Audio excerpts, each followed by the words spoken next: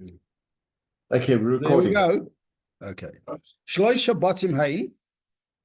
This Mishnah, the Tana of the Mishnah says that there are three houses, three categories of houses that could be susceptible to the problem of avodah zarah. Bayis shebenoi mitchila la'avodas koichavim, a house that was initially built for idolatrous purposes. Harayze osur, such a house is prohibited. So in other words, the house was originally built for the purposes of idol worship. That was its purpose. So even though nobody worshipped it, in other words, the actual worship didn't begin, but because the intention in building it was for avodah zarah, you already have a problem. And the commentaries discuss what we mean. Do we mean a house that's going to be a temple? Because normally when you talk about a house, the Havdil, like you say, the house of Hashem, we don't really mean the actual deity itself. Normally people don't worship the building. They worship something that's inside the building. And but in this case, we're actually talking about some kind of edifice that's structured like a house or a building. And it's possible that the intention was to worship the edifice itself. So in this case, when it was built l'shem avodas koichavim, for the purpose of idolatry, and it becomes prohibited because that was its purpose. Sidoi v'chidoi la'avodas koichavim. Let's say the house already existed, but somebody came along and plastered it and cemented it for the purposes of avodas koichavim. V'chidesh, so he added some new part to it. So in other words, the house wasn't built initially for that purpose, but now he came along and added plaster and cement for that purpose. He renovated, but the addition is that he consecrated it to avodah zarah with the addition. Now, perhaps one wants to unwind that situation. So then, noitel mashachidesh, you can take off what was added. If the original edifice was not built for avodah zarah, and now you want to unwind the problem that it became prohibited, if you take off that plaster and you take off that cement, then the house can be once again kosher for any other kind of use. The third type is hichnis l'soicha avodas koichavim. He brought the avodah zarah into the edifice. So the edifice or the house existed, and then a person said, I'm going to use this place to house the deity, the idol worship. So he brings the idol worship into it. Then he took it out again. He said, okay, it's not going to be here anymore. It becomes permissible. Because we already learned that a Gentile has the power, believe it or not, a Gentile, not a Jew, to revoke the idolatrous status of something that he consecrated. So in other words, if he said that this edifice is going to house the avodah zarah, and he put it inside, now it's a problem. Then he says, I don't want to put it there anymore. I'm going to take it somewhere else. And he took it out, so it's no longer a problem. So he took it out to another place, or he took it out? Doesn't matter if he took it out to another place. But he redeemed that place. Yeah, because you're asking if he's still serving it. Out for another bit of Avodah. So in another words, he didn't annul it. He just took it, he moved it. He didn't annul that, but he annulled the status of the structure around it. Because he said this is no longer the housing of this idol. So you don't have a problem if he wants to serve it somewhere else. Your problem is, can you benefit from this place? Well, you saw in the prem, huh? Yeah. You saw a for sale sign, and you thought, what a lovely property. I'd like to get involved in this property and maybe come make this my home or my place.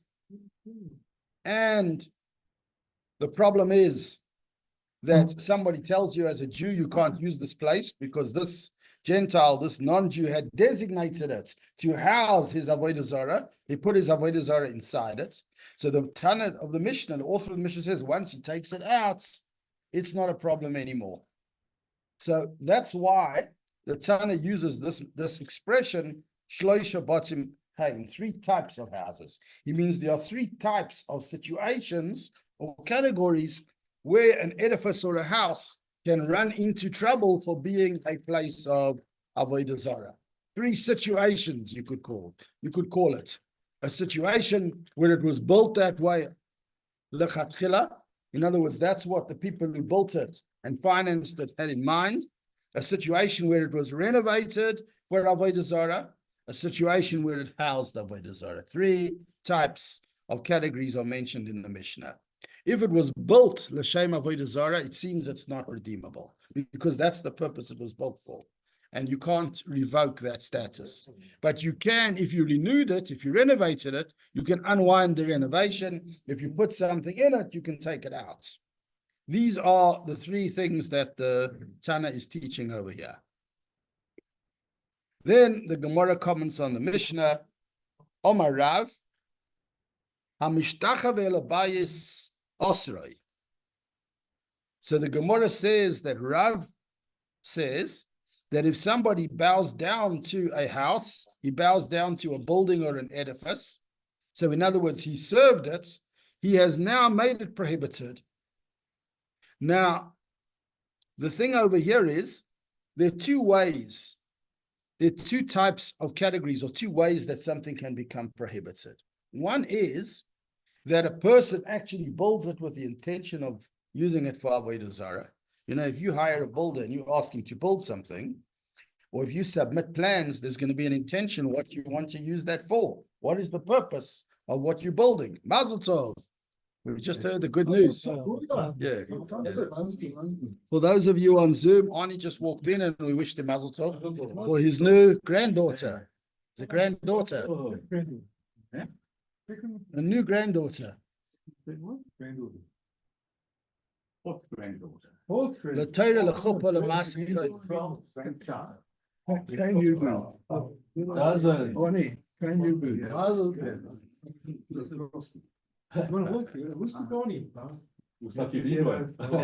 Could we have a glass for Zev's dad, please?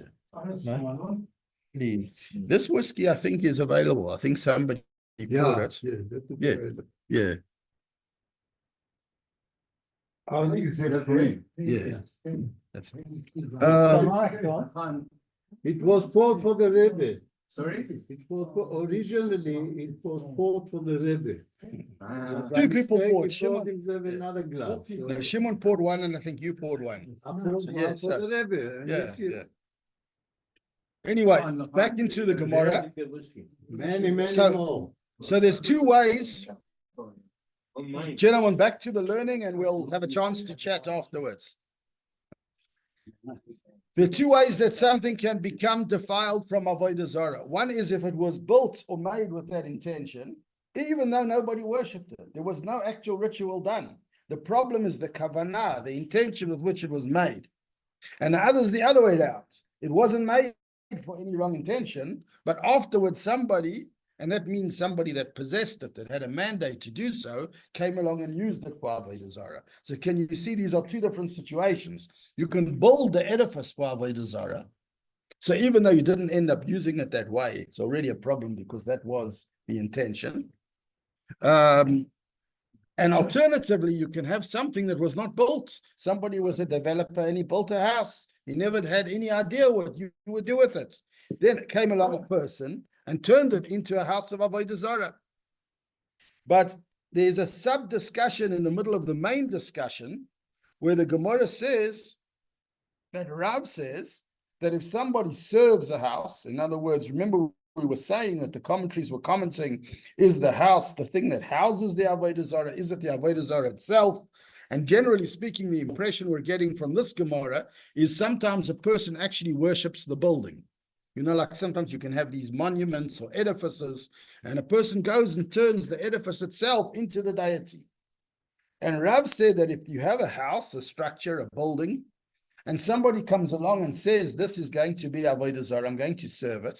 And we're not talking about that he's not doing that to somebody else's property. It's his own. He has some power of possession over it.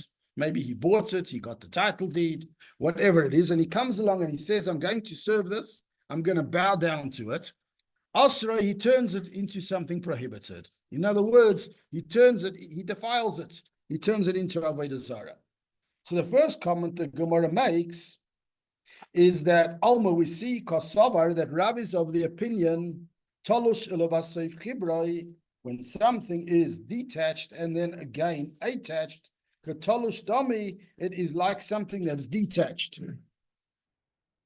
In other words, we had said earlier on in the Gemora a few times that things that are attached to the ground have an extra protection, an extra immunity from being defiled as avodah zarah, because they're attached to the ground, like rock faces and stones and natural phenomena.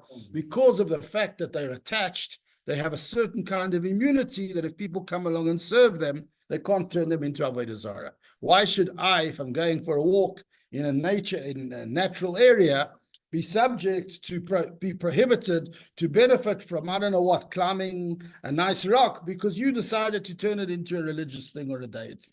So therefore, they don't have the power to do it. And the rule is that something that's attached, it's not a tolush, it's not detached, it's attached, cannot be made into avodah zarah in certain circumstances. You know, if he hewed out bricks and stones, and the next Mishnah is actually going to discuss that. If he hewed out bricks and stones, turned it into building material that's detached, that's different. But something attached cannot be turned into avodah zarah. But then what happens if a person detaches something? You know, for building, sometimes what they do is, especially in the old days, they would hew out boulders from stone. You see it in all the old buildings, the historical places. So the guys, the stonemasons would come and chop out a block from a big piece of stone, and then that would become a building block. When you hew it out or chop it out, it becomes a detached item. It used to be an attached item. Now it's a detached item. But hold on a second. It was detached. Now you bring cement and you cement one to the other. It's not moving anywhere very fast at all. So you've reattached something that was detached. So there is a concept. What is the status of something that was reattached? Is it like something that's originally attached, or is it considered detached? And there is an opinion, and the Gemora says that Rav holds that opinion, that once detached, always detached. Because you originally detached it, you can't say, let's say you bought the place, and somebody comes and says, you've got a problem because some people turned that into avodah zarah, you're not allowed to use it. Say, no, it's all attached. It's attached, but once upon a time it wasn't. It was detached and then reattached. So the Gemora says, if Rav says that somebody bows down to a house, he now has made this house prohibited.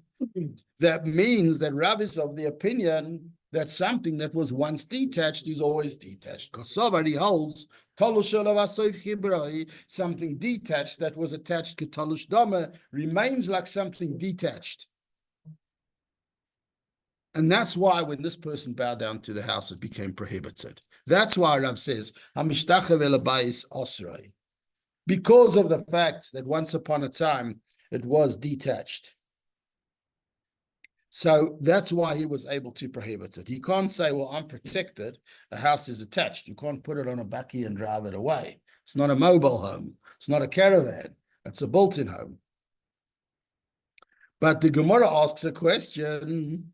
In this Mishnah above, we learned that for a house to be prohibited for avodah zarah, it has to be built originally for that purpose. So how do you run one with the other? How do you equate these two principles? In the Mishnah above, we said, you know how a house becomes defiled for avodah zarah when the people who build it for that purpose. Their intention is to build it for that purpose. And now we're saying it doesn't have to be built for that purpose. All he has to do is bow down to it and serve it. And already it's a problem. Certainly.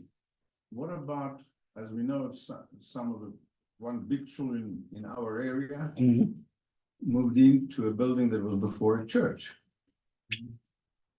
A shul that moved into a building. So you actually are allowed to, because I'm talking about Maharsha. yeah, Torah Academy also was once a church. Huh? The Torah Academy was Torah also Academy once a as well. church. So yeah, so I think the concept, yeah. That goes contrary to what you just said. No, because they didn't worship the building, they worshipped something else inside the building that was taken out. Yeah. The building, Yeah. designated. Their building is a building. Yeah. The building houses the avodah zarah. If the building was the avodah zarah, Like, let's say what they actually built was a monument, and they stood outside on the other side of the wall. Like when we daven at the Western Wall, we're saying the actual wall has kedusha. So if they Lahavdil, if they stood outside and they said, this big edifice over here is the God, is the religion, is the idol, now you got a problem. Because but they could also revoke it. Exactly. And that's the other side of it. They could revoke it. But there was Yeah. idols there in that building before, Yeah, as long as they're removed. as long as they're removed, yeah. Because when the guy removes it, he shows his intention that he wants to revoke the status of it as an idol. But you know when the real problem is, and again, when we talk Gemora, one has to, in order to paskin, theoretically, if tomorrow morning you bought a church 2 blocks away because you have a shul and you want to renovate it and turn it into a shul, you'd have to consult Rabbonim who know the ins and outs of that situation, because there could always be complexities, there could be intricate details that we're not considering. But you have to renovate it, Yeah. repaint it. Yeah, so there are different ways to do it. But let's say, for instance, your community is looking to expand and they need a new shul. Down the road, there's a for sale sign outside the church or some cult's temple or whatever it is. And now you want to know, can you buy it? So there's a lot of complexities. You'd have to bring in, now we're not talking Gemora, we're talking Halacha. You'd have to bring in Rabbonim who know Hilchas Avodah Zarah backwards and forwards to examine every detail, because you don't know, there could be various details. Who built it? Why did they build it? What was their intention? What did they bring into it? How did they serve? Also, there's different kinds of avodah zarah. Was it purely idolatrous? Maybe it wasn't. There's certain types of avodah zarah where they have symbols and images, and in their mind, the symbol or the image is reflecting something higher. But it's not necessarily that itself is the deity. They're basically saying that the higher things are expressed through that deity. The simplest would just be Yeah. a statement of revoke. Yeah, they can revoke. So here the Gemara says, "Benoi, if he built it, afal pi shelo yishtachav alai, yishtachav afal pi shelo benoi." The Gemara confirms there's 2 ways to defile a house or an edifice from a point of view of avodah zarah. One is to build it for that purpose. The other is to serve it or bow down to it for that purpose. And they are mutually exclusive. You don't have to have both. They're not both required. If people built a place and they said, we're going to serve avodah zarah here, and as soon as they had finished building it, whatever it is, they decided to immigrate and go somewhere else. So they never served it even once. It doesn't matter. The intention was to serve it, and it's a problem. The other way around, somebody else built it, they didn't build it, but they came along and served there, so that would also defile it. So you've got both directions. He built it even though he didn't worship it. He bowed even though he didn't build it. So now, sorry? There's an example in 6th Avenue, there's a nunnery. Yeah. That's Where? Sorry, evacuated in where? on 6th Avenue. 6th Avenue, yeah. So people have avoided buying it as a social. I don't think it's a problem, actually. I don't think it's a problem. Again, I wouldn't want to pass because there are always, check everything out. you have to check everything else, and they're experts in every area of halacha. So before walking in there and doing it, I would say you consult, the heavyweights that here and overseas, and they would figure it out for you. But just generally, I don't think it's a problem. It's not a problem. It sounds like it's okay. Yeah. If so, these 3 should be 4 categories. The Gemara is saying, we spoke about 3 types of houses. We spoke about a house that you built for avodah zarah. We spoke about a house that you plastered for avodah zarah. We spoke about a house that you brought in an idol, and we said there's 3 categories. Says the Gemara, you actually have a 4th. Rav's example is a 4th, where a person bows down or serves the property. So why did the Mishnah only say 3 if there is actually 4? So the Gemara answers, when it comes to revocation, bowing and building is the same thing. the process, if you come and say, I need to revoke the status of Avodah Zarah that the building has, when it comes to revoking it, it doesn't matter how it got into trouble. It will get out of trouble the same way. Whether he built it for Avodah Zarah, whether he served it, the way in which the non-Jew would declare that he no longer intends to use it for Avodah Zarah, and therefore revoke its idolatrous status, is the same. And because the revocation is the same, so the Mishnah, the Tana and the Mishnah turned the two categories into one. That's just the Gemora explaining why it seems that 4 categories have been shortened into 3. And let's just catch the Mishnah, the next Mishnah. But John, Yeah. the truth is, it's harder to deconsecrate the shul. And who you sell it to. It's a No.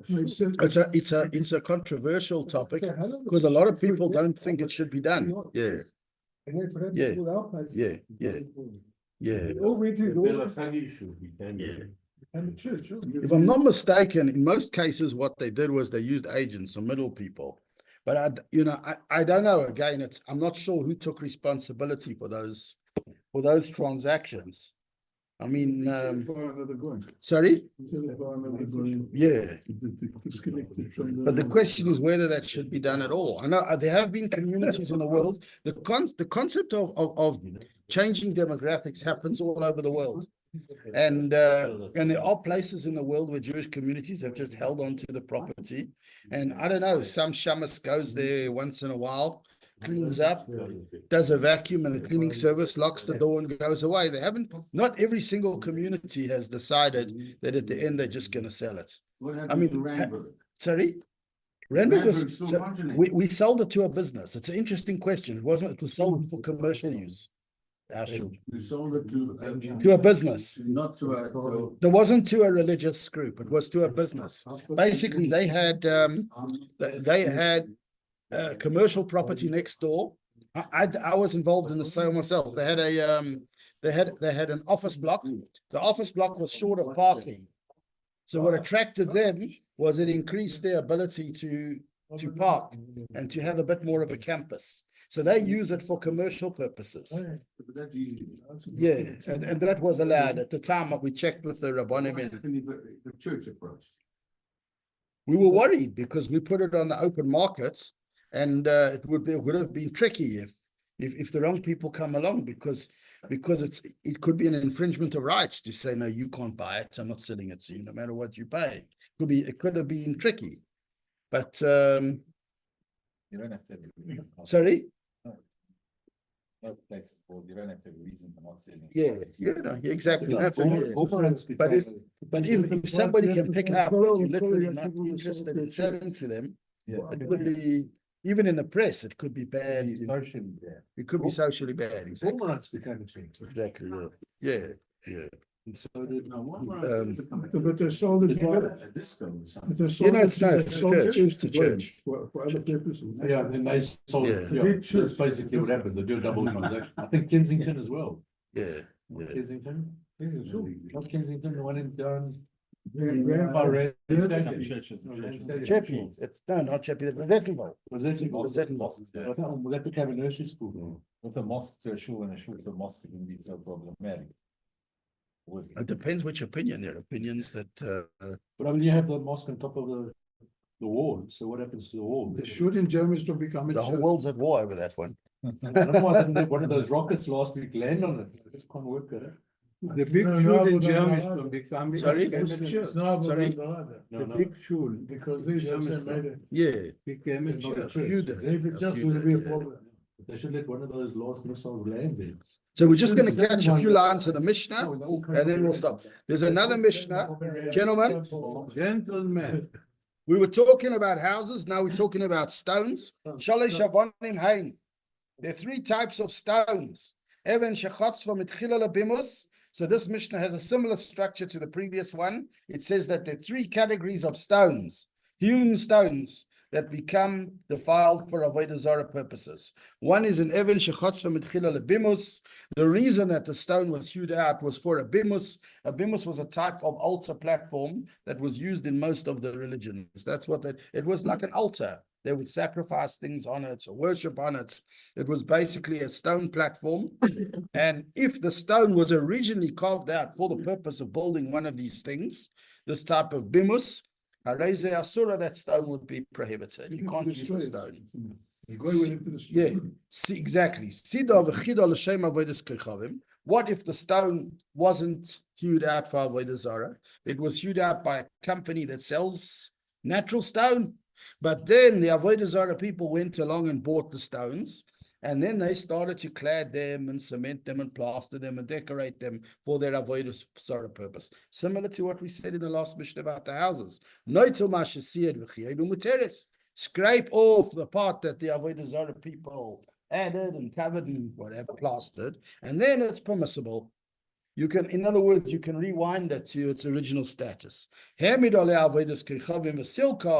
you use the platform as a platform to stand Avodah Zarah, took the statue or whatever it was that they were doing and set it up on there, while it's set up, the stone is a problem.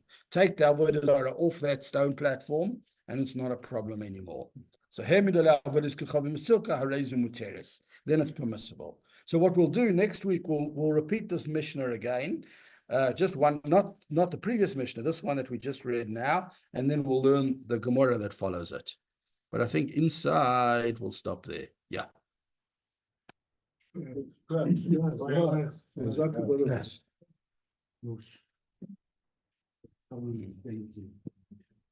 Okay, Liz, we're done with the actual share. I'm glad if you want to listen to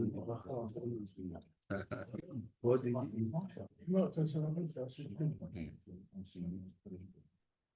ברוך אתה אדוני למחיה ולכלכלה ולברך ולברוך אשר רצית ממך על אבותינו לאכול